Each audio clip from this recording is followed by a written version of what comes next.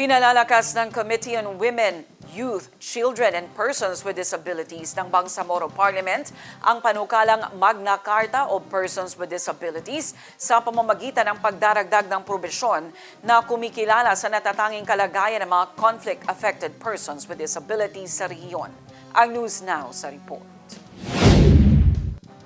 Sa ilalim ng bagong probisyon, pagkakalooban ng espesyal na proteksyon at tulong ang mga taong may kapansanan na nakakuha o lalong lumala ang kanilang kapansanan dahil sa armadong tunggalian, marahas na ekstremismo, rido o clan feuds, improvised explosive devices, unexploded ordnance, landmines, military operations at iba pang insidenteng may kaugnayan sa sigalot.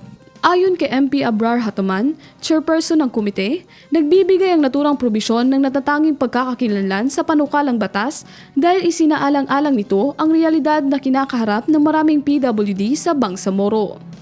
Sa ilalim ng panukala, inaatasan ng Bangsamoro government sa pamamagitan ng mga kaukulang ministeryo at tanggapan na magbigay ng physical rehabilitation, assistive devices, psychosocial at mental health support, livelihood at skill development assistance, educational support para sa mga bata at kabataang PWD na apektado ng kaguluhan at prioridad na access sa mga social protection program.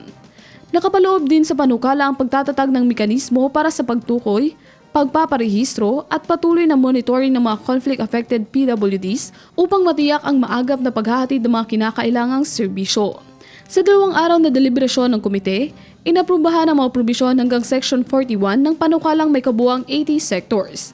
Kabilang dito ang mga probisyong nagtatakda ng tungkulin at pananagutan ng mga ahensya at institusyong may responsibilidad sa pangangalaga at pagsusulong ng karapatan ng mga PWD.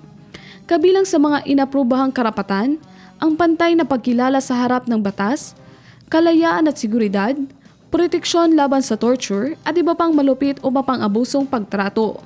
Proteksyon laban sa paninirang puri, kalayaan sa pagpapahayag at access sa impormasyon, access sa hustisya, edukasyon, serbisyong pangkalusugan, habilitasyon at rehabilitation, trabaho at kabuhayan, sapat na antas ng pamumuhay at social protection, gayon din ang pagkikilahok sa buhay, pampolitika at pampubliko.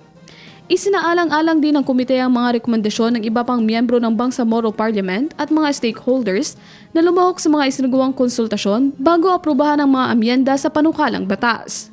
Binigyan din ni Hataman na layunin ng komite na makabuo ng isang batas na hindi lamang nagpoprotekta sa mga karapatan ng mga PWDs, kundi nagsusulong din ng pantay na oportunidad, nag-aalis ng mga hadlang sa kanilang ganap na partisipasyon sa lipunan at nagbibigay ng kapangyarihan sa bawat Bangsamoro person with disability. Anya, hangad itong maipasa ang isang batas na hindi lamang nananatili sa papel kundi tunay na mararamdaman ng mga taong may kapansanan at kanilang mga pamilya sa kanilang pang-araw-araw na buhay. Magpapatuloy ang deliberasyon ng komite sa mga nalalabing probisyon ng panukalang batas bago ito isumite sa plenaryo ng Bangsamoro Parliament para sa karagdagang pagtalakay. Criza Chavez, iMinds, Philippines.